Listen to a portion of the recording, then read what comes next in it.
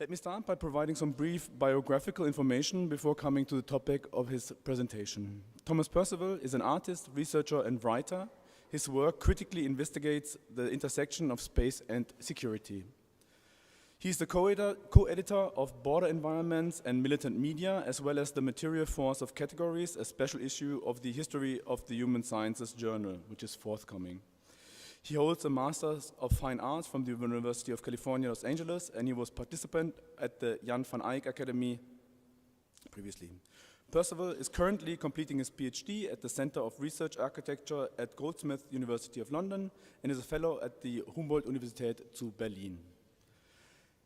An idea of what a human being is always inscribed into pedagogical interactions. From the idea of the student as a vessel where input can simply be poured into in a quasi-causal technological manner, up to complex understandings of pedagogy as an act of communication that is shaped by contingency or even the impossibility of any kind of interaction. This aspect can be expanded. All pedagogical approaches hold an understanding of the world, of society, of learning, of a student, or even anthropology. And even further, what these things should normatively be. This does not have to be made explicit within pedagogical interactions. In fact, most late modern pedagogies attempt to hide their normativity. The title of Thomas Percival's talks is Reconstructing a Pedagogy, Reflections on Silke Otto-Knapp's Practice and Teaching. He will reflect upon the interplay between Otto-Knapp's artistic practice and her pedagogical approach, which is shaped by notions of interdisciplinarity. Through a series of personal narratives, the talk probes Otto-Knapp's capacity to catalyze conversations across varied domains and her non-instrumental educational stance. Additionally, the presentation broaches the theme of in-depthness, highlighting the asymmetry that characterized Otto-Knapp's teaching. Thomas, the stage is yours.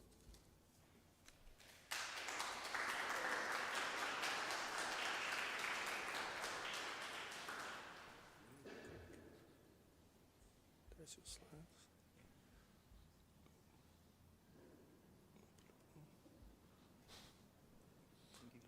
Oh yeah, perfect. Yeah. No better than I do. Hi, can everyone hear me? Yeah, thanks for everyone here for organizing today. Thanks for Sarbeth and Milan for the invitation. It was a great honor to put this together. So I thought I should start this talk with a little background. I met Silke in the autumn of 2014. I had just moved to Los Angeles from London to start my MFA at UCLA, and Silke had also arrived at the school that same autumn as a new assistant professor in the art department, although she'd been coming to LA on and off since 2001. I had not gone to UCLA to study with her. She taught in the painting program, and I was in the interdisciplinary studio program. My work was research-based, addressing questions of urbanism, conflict, logistics, and spatial politics. It would be most closely associated with the modalities of media installation, post-conceptual art, and project-based work. So, on the face of our divergent practices, no one would have anticipated that she would be such a generative interlocutor for my work. Silke was, for me, a kind of chance encounter pedagogue. So, in some ways, it was unexpected that we began what would be an ongoing conversation. Still, over the 8 years we knew each other, first through her teaching and then through our friendship, much of what emerged in those conversations has modulated the terms in which I think about art, about culture, and about their potential. It had a transformative effect on my practice and thinking, so when Sarbeth invited me to speak here today, I felt I owed a particular debt. And I hope this event could at least acknowledge it, if not repay it. With this talk, I aim to reflect upon... It's better? Okay. With this talk, I aim to reflect upon the interplay between Silke's artistic practice and her teaching practice, to think about how her work thematizes intermediality and how her own interdisciplinary interests organize her attunement to others' work. While Silke never explicitly delineated her teaching as anything so formulaic as a pedagogic methodology, I wanted, with this talk, to find a way to reconstruct it retrospectively. In some way, I argue that a particular teaching style and ethical approach can be retrospectively discerned through her support of our divergent and dissimilar set of practices of the young artists she mentored. So this talk is an attempt to register the particular qualities that Silke had as a teacher and her ability to think across disciplines and media. So this is my kind of preamble, my introduction before my introduction. So I'll get onto the talk. UCLA's MFA program was and remains organized by medium, with areas for sculpture, painting and drawing, interdisciplinary studio, ceramics, new genres, and photography. Despite this departmentalization, as graduate students, we're encouraged to meet with faculty outside our area of specialization, mostly for one-on-one studio visits, but also for group critique classes and seminars. I'm not sure when we first spoke. It must have been in the graduate studio building, a dedicated building for the MFA students in Culver City that's separate from the main UCLA campus. However, before we really worked together, it was her distinctive style that I noticed first. She always seemed a little out of place in what was then a rather dilapidated and haphazard studio building. And this question of style might seem trivial in the context of reconstructing a pedagogical approach, but as I intend to outline here, her demeanor, her disposition, her style brought to her teaching a particular ethical position around reciprocity and a particular dialogic spirit. Towards the beginning of my MFA, we began to meet regularly for one-on-one studio visits. Reflecting on those early meetings for this talk, it was not immediately clear to me when it became a pattern. I struggled to pinpoint how our conversation started. It felt as though the conversation had already been in progress. And that's how she liked to teach, as an ongoing conversation. It was a way of thinking and rethinking together, and therefore, in principle, it never concluded. One thing that came up for me again and again when writing, thinking back to that time, was how expansive her knowledge was. When you talked to her, it was obvious she was erudite, eloquent, but unassuming. It appeared as though no subject for which she didn't have a relevant book recommendation or a specific film and video you needed to watch, or a particular exhibition with a particular work from a particular year that you needed to retrieve from the archive. She was an archive. But importantly, it wasn't authoritative or canonical. It was permissive, it was non-instrumental. Her references would be on point, but somehow from a kind of oblique angle. Articulating the nuances of her teaching, especially in her absence, is a complex task, compounded by the fact that her educational approach was never formalized and never prescriptive. There was no fixed program. That was central to how she operated. Instead, it was always ongoing. It was a conversation that unfolded over several years. And putting it on paper prompted me to think of what is now a possibly well-rehearsed quote from Gayatri Spivak: "Education in the humanities attempts to be an uncoercive rearrangement of desires." And though I'm sure Silke would have never put it that way, and I'm sure she would have resisted me being here theorizing her approach to teaching, I think this summarizes my experience of working with her. It was subtle, it was reciprocal, and it was transformative. So I want to think transversely about her teaching and her work together. So at this juncture, I think I should say something about Silke's art, which I must confess is challenging for me. I've never quite known how to talk about her paintings. It's not because I don't find them intriguing, stimulating, fascinating, seductive, in fact, quite the opposite. But I had a very private relationship with her work. As I mentioned, we worked in very different ways and operated in divergent fields. Therefore, I never felt obliged to articulate precisely what I found important about it until the invitation to speak here. And so, what I present here today are preliminary reflections around something that was, and to some degree remains, unarticulated for me. Silke's paintings establish a formal narrative relation, yet her images occupy what has been called a purposefully unresolved visual space. In some ways, this ambiguity mirrors the challenge I find in articulating what I'm calling her non-instrumental teaching style. Both in her art and in her teaching, there is a resistance to conventional description. So it's challenging to make specific claims about her work. However, I aim to suggest that her practice represents a form of staging across media.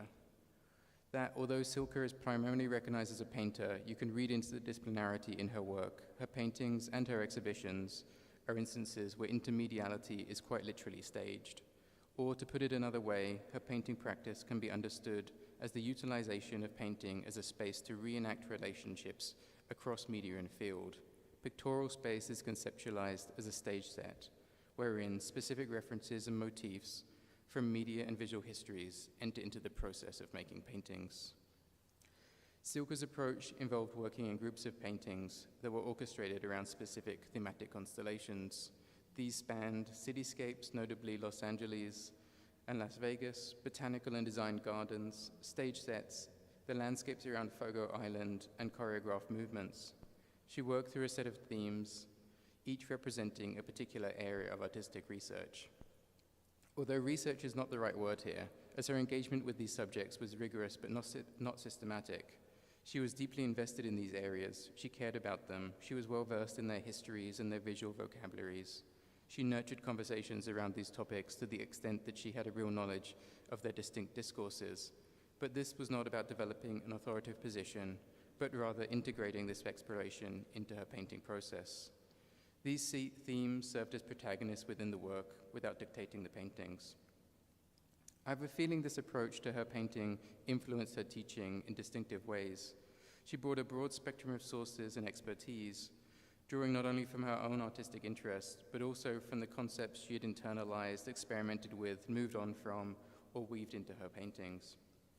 This engagement across various disciplines enabled her to offer commentary not only on the themes directly related to her work, such as the history of dance, but also to navigate and traverse divergent discussions and areas of interest that her students brought to the table.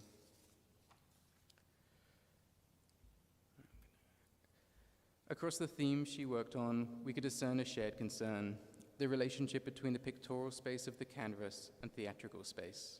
This method of working stages, theatrically, the question of the construction and the status of painting as medium. For her, the constructedness, the artifice of these motifs was crucial, because this constructedness or theatricality of these motifs became an analogy for the process of making the painting itself. When talking about the subjects of her paintings, even the series of works on landscapes and gardens, she referred to them as stage sets, as if in some way to relate the pictorial space to the theatrical space in both process and subject matter. For each of these areas of interest, she would compile an extensive array of references, encompassing photographs, photocopies, as well as her own drawings. The leaflet presented here was produced for her exhibition at Tate Britain from 2005 to 2006 called 50-Foot Queenie. I always thought that name was excellent. The image on the leaflet is of her studio wall. It shows the various sources she engaged with in the making of a body of painting. While these reference photographs may not always directly link to a finished work, they serve to highlight for her specific relationships or draw connections between particular formal languages. She frequently utilized these photographs to create drawings, either by referencing a single image or by combining a number of sources. This practice of drawing then from the photographs enabled her to simplify and abstract the figures, distancing the work further from the original photographic source. In her case, the painterly process is experimental, integrating revisions into the classical dilemma of figure and ground. In the process of creating works which involve building up layers and removing them, as we've heard about today, we can see negotiation in the painting process itself of how much information is necessary or how much can be removed until the motif might actually vanish. Space emerges, and the uncontrollability of watercolor is in tension with the very specific and recognizable qualities of the source images she used. Her images existed in an ambiguous space, as if she believed that a state of uncertainty was necessary for the painting to work. As the cultural theorist Tom Hollett outlined in his essay, Figurative Language, Otto-Knapp's paintings, although clearly derived from representational photographs, have never adhered to a traditional realist agenda.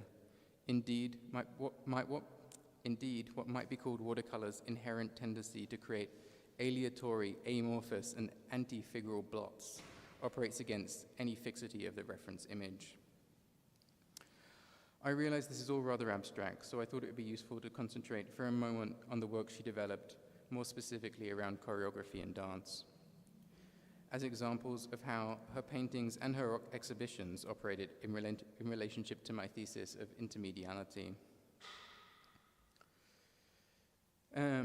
Consider, for instance, the series of works she developed around Yvonne Rayner's Trio A. This now canonical dance, termed postmodern task-based dance by Julia Bryan-Wilson, was initially performed as a trio in 1966 as part of a larger larger Judson Memorial Church project, The Mind is a Muscle, Part 1, where she performed with Steve Paxton and Dave Gordon, but it is most well known through the 1978 filmed version of Raina performing solo. Silke produced several works in monochrome silver based on this choreography from around 2010, and here you can see one, Moonlight Trio A. Interestingly, Silke mentioned that when she was making these paintings at first, she had never seen Trio A performed in life. Instead, she had only seen the black and white video documentation. This, of course, is how most people encounter Trio A.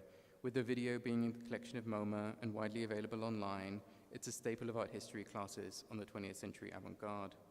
The video has become the paradigmatic representation of the choreography. Thus, Silke's work not only references a specific moment in the history of dance, but also through its remediation in the form of documentation, these paintings become a space in which this particular task-based vocabulary of the dance and the iconic movements are staged and restaged.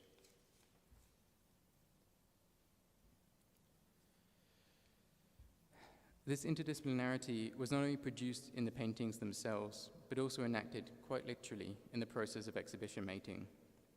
You're seeing here images of Alia Light 3, a choreography by the LA-based Flora Wigman, performed during Silke's exhibition Monday or Tuesday at the Camden Arts Center in 2014.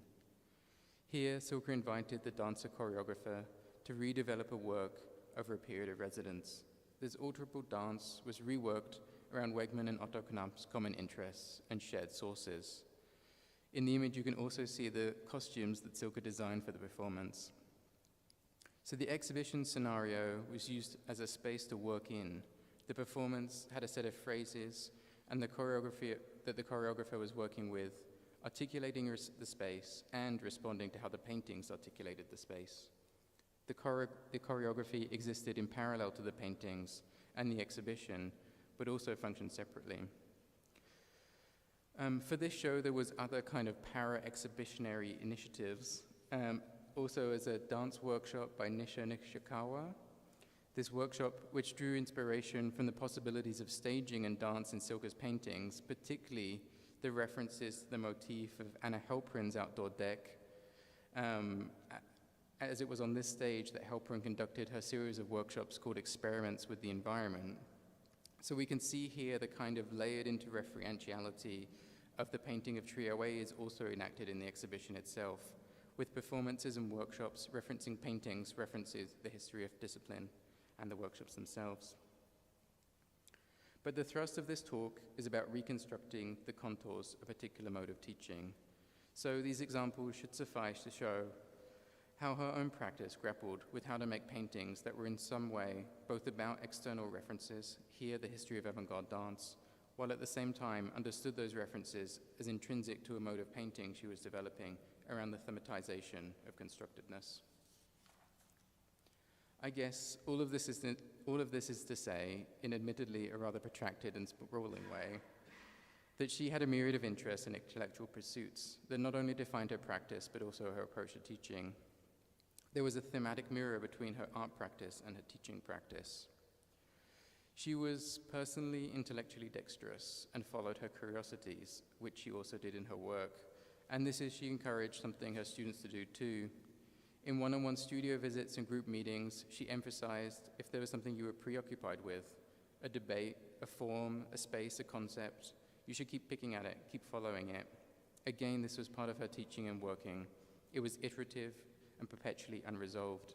She advocated for the pursuit of interests to see where things might lead, not as a endeavor to gain authority, but rather as an exploration and experiment.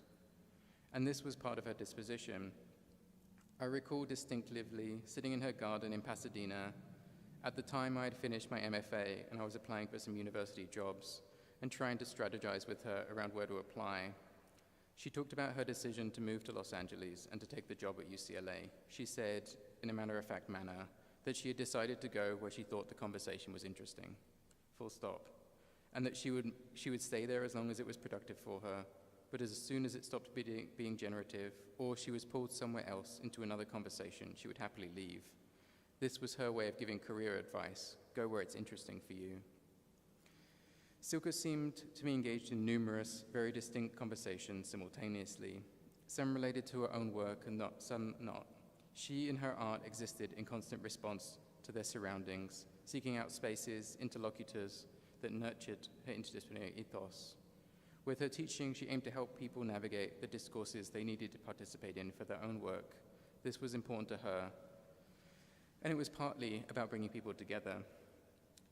There was a way in which she enacted this in her teaching. For example, she might have felt that a specific set of students should come together to discuss their work in a group critique class. The department didn't officially condone this. Technically, graduate students were supposed to be able to sign up for whichever professor's group critique they were interested in on a first-come, first-served basis, but Silke preferred to curate the group of students for her crit class. She wanted a particular set of people to share their work. She liked to find connections across divergent practices.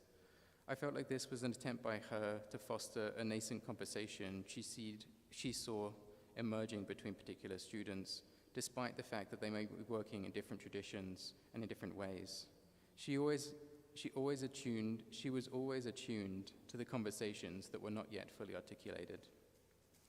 There are occasions when she seemed to extend her teaching beyond the classroom, deliberately connecting her students with discussions she was having with individuals outside. If she thought something interesting could emerge from connecting your work to someone else's in a way that she thought would be productive or just interesting, she would go out of her way to stage that encounter.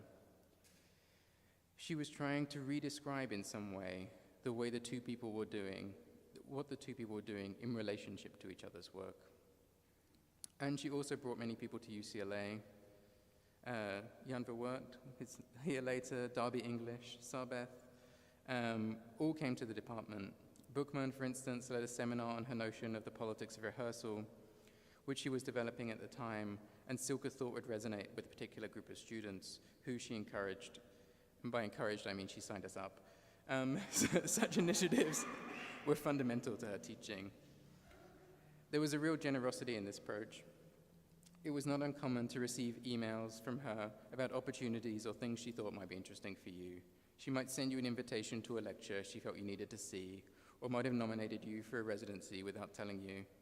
She might have spoken to the dean of an art school and suggested your name to teach a class. Of course, you here is me, but I know from friends and colleagues that I wasn't the only one who experienced such generosity. Tracking back through my emails in preparation for this talk, I stumbled across a message from her insisting that I attend a lecture by Lorenzo Pizzani of Forensic Oceanography taking place at Red Cat, which I must admit I didn't go to. But here she sensed an interest that I was only just starting to realize myself. I had known of his work a little, but had not followed up on it. She, of course, was spot on, given that 4 years later, and long after this email had faded from memory, I found myself working in collaboration with him on a book project and co-teaching together in London. She always had a knack for the prophetic, identifying and putting pressure on what you were interested in, just as you were figuring out yourself. In this presentation, I realized I've been somewhat obliquely circling around Silke's approach to arts education, an approach I clunkily termed non-instrumental teaching at the beginning. And those of you paying attention may have noticed that I haven't addressed what I mean by this head-on. Instead, I've tried to probe its contours through discussions of her work, anecdotes around her generosity, and diversions into her role in the department. And I have been quite indistinct in the words I have used to talk about her teaching. In fact, I've most often described it in terms of what it wasn't. It wasn't programmatic or dogmatic. She didn't impose a set of concerns upon you. She didn't propose a particular medium or mode of working, and all of this is true. However, these descriptions through negation also underscore the inherent difficulty in encapsulating her pedagogic approach, which is marked by a certain elusive temperament or style. I don't usually write in this manner. I'm currently working on a research project that examines a risk assessment tool and database within the British prison system. So here, which necessitates a form of writing with clarity and technical detail. Thus, this is a mode of writing I'm well rehearsed in. So writing about Silke proved challenging for all the reasons one might anticipate. How to discuss a personal relationship in public, and the ethical complexities of speaking for someone else's teaching in their absence. But most of all, it was a challenge to find the appropriate words. I lacked the vocabulary to accurately describe her work, the language to do justice to the nuances of her teaching, and the ability to articulate our relationship without resorting to tired jargon or overly sentimental statements about her character. It required considerable effort to find the right words, which, when they emerged, were somewhat imprecise, their boundaries indistinct, their outlines were discernible but not sharply defined. Yet they were the best I could manage, and upon reflection, they seemed fitting. Indeed, her pedagogy could be described similarly. It was adaptive, it was responsive, and its value unfolded over time and through a prolonged conversation. So if I've used the terms permissive or non-instrumental, and emphasized connections and expansiveness, as well as her sensitivity and attunement throughout this talk, these qualities reflect a specific style in teaching that cannot simply be taught. She didn't acquire this pedagogic approach through a UCLA teacher training workshop for new faculty, despite the fact, I'm sure, having to fulfill such institutional obligations. It was an intrinsic quality that she possessed, but also nurtured. However, despite the impossibility of outlining or teaching such pedagogical methods, one can model them, embody them, and thereby inspire others to recognize and adopt similar approaches. If there's one lesson I hope to absorb from Silke as a teacher, it's how to embody these qualities for my students. She became a model in this respect. Of course, its manifestation in my teaching differs, as it does for the other students who have, like me, grown old and now have students of their own. But despite my insistence on the lightness of her teaching and its resistance to clear articulation, I think it's important to give you a better sense of what I might mean. I viewed her art as a process. She worked in series, and her teaching, likewise, was an experiment and an ongoing conversation. It didn't begin with a specific approach, nor did it seem like she had a specific rubric for which her teaching was based. With this, instead, she embodied the virtues of listening against the prescient tendency of many instructors in arts education who seem preoccupied with their powers of pronouncement and the singular authority of the artist's position.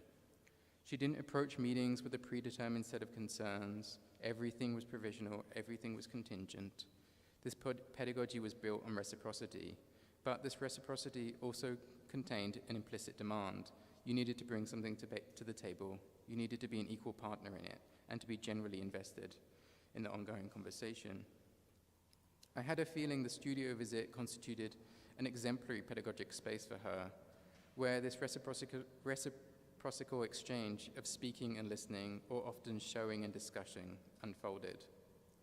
In these conversations, we would talk about work, research, and practice, and in this dialogic spirit, we would think together, discuss again, and rethink. The process unfolded over time. It iteratively multiplied speech, and therefore there was always more to be said. When thinking back to that time, I recalled the particular way she would hold herself. Her right arm across her torso formed a kind of fixed base for her left elbow, thereby allowing her left hand to rest thoughtfully on her chin. I always felt like this gesture gave the impression that she was considering your work and ideas seriously. The pose also allowed her to emphasize her points when she wanted to highlight something in the work she was unsure about, or underscore her gestures when asking questions and thinking out loud. I was discussing with a friend, Ravi Jackson, the group critique class that we took with Silke. Throughout the seminar, we convened weekly, with each session dedicated to the work of two presenting students. There were, as you would expect, no hard and fast rules for how this conversation unfolded, beyond the time limit of about 2 hours per student. Silke preferred the artists presenting their work not to say too much, but to listen to the conversation unfold amongst their peers. But again, this was more of a preference than a rigid expectation. Her role was to orchestrate, to steer the conversation when it was drifting away from the core of the work, to interject when critical aspects remained underexplored. Reflecting on this class, Ravi reminded me how after the seminar concluded, Silke seemed disconcerted by the growing notion that we had, as a group, somehow overlooked something vital in the work of one student, Nikita Gale. It seemed to Silke that we had not unpacked their work thoroughly enough in the crit, or perhaps, more accurately, that we hadn't yet quite found the right language that we could hang on the work. So weeks later, she was still keen to reconvene the group, believing more could be said. And before moving to my conclusion, I felt it necessary to diverge briefly, as the pedagogic approach I've explored in this talk stands in marked opposition to prevailing educational trends. In the process of writing this talk, there have been significant developments at my own institution, Goldsmiths, University of London, that cannot go unmentioned. In the weeks leading up to this presentation, the management of Goldsmiths announced their intention to make 25% of the faculty redundant as part of the second restructuring program in as many years. This translates to the elimination of around 130 full-time positions across 11 different departments at the university. This scenario endangers not only the livelihoods of many staff, but also highlights a broader shift within the UK and internationally, which understands higher education as a credentializing process driven by a market-oriented approach that favors financialized metrics. And the arts and humanities and the social sciences are at the sharp end of this reconfiguration of what education and research are understood to be. The developments of my own institution were too devastating to overlook when putting together this talk on the possibilities and potentialities of teaching and the values of arts education. And perhaps more importantly, as we navigate this increasingly bleak future for higher education, it is imperative that we reconsider our priorities and the underlying tenets of our educational institutions. To quote Stuart Hall, the university is a critical institution or it is nothing. Oh, sorry. It should end there, but I have a little more. The approach I've tried to reconstruct around Silke's teaching diverges fundamentally from the modalities demanded by this ever-increasingly marketized university sector. The style of teaching I've outlined here, which is contingent, provisional, critical, and expansive, must be reaffirmed and revalued in opposition to such destructive frameworks. Okay, now I'm getting to my very end. One thing I said at the outset of this talk was that for Silke, teaching embodied a process of thinking and rethinking together.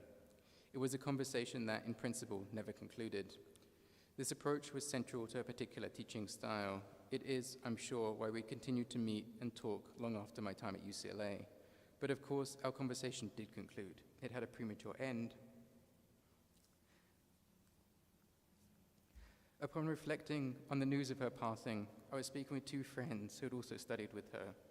We'd anticipated this for some time, knowing she was ill, but this conversation, reality had set in. By then, I was back in London. I was in a different time zone from my friends in LA who had studied with her. So, over the phone, there was a kind of catharsis in speaking of her, in meandering through the memory lane. However, from this web of conversation, one aspect remained with me, that the relationship between us and Silke was radically asymmetrical. She had contributed something to our thinking and our work, introduced us to new debates, connected us with people she felt we needed to work with, and highlight aspects of our practice we had never seen. Her departure extracted something particular from us, not just her presence as a person, but also our opportunity to reciprocate. Certainly we had tried. We curated references and readings and pointed her to shows and exhibitions we imagined would pique her interest. And when she got sick the first time, we brought over food and cooked dinner. A friend helped her replant her garden. Nevertheless, our indebtedness loomed large, and we were only just beginning to repay. I'm sure no matter how hard we tried to repay our debts, we would have just become more indebted, as she would inevitably have tipped the scales, regardless of our efforts to balance the books. So this debt remains unsettled, still asymmetrical, and still ongoing. But in my concluding my talk here, I'm having attempted, if not to settle it, at least to acknowledge it, and I find myself again indebted more. Thank you.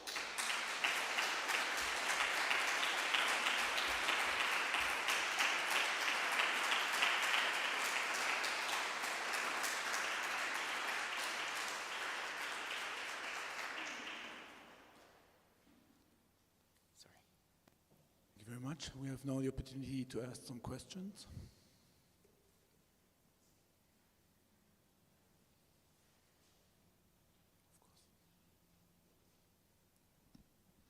Thomas, thank you so much for your brilliant and touching talk. Thanks. This was really fantastic. There's so many aspects. I just pick out one that you brought me to think about, and I like to look at that image and the idea that Yvonne Rainer's concept of dance is intermingled with the concept of teaching as being re-educated and re-rehearsed by artists like Sarah Wuki and so on. And you brought me to the idea that the practice of rehearsal is so close to the practice of teaching here. Would you say that there is something as a Silke Otto-Knapp methodology that, of course, you showed that there was one, yeah, but that could function in a comparable way? I think rehearsal is a very interesting relationship, because when I think about, you know, the kind of conversations we'd have in the studio, it was almost as if we were trying something out, you know, like, and again, I use this analogy of like, what description can you hang on a work? And I think that's what she was always trying to do. It's like, how can we talk about it? Can we put this on this? Does this make sense together? And in that way, it was always contingent, even though it was through a set of formal relationships or something, you know. And I think, you know, it meant that you always practice anew each time you came to that conversation. And I think you're right on with the kind of, the rehearsal again as a notion in the work.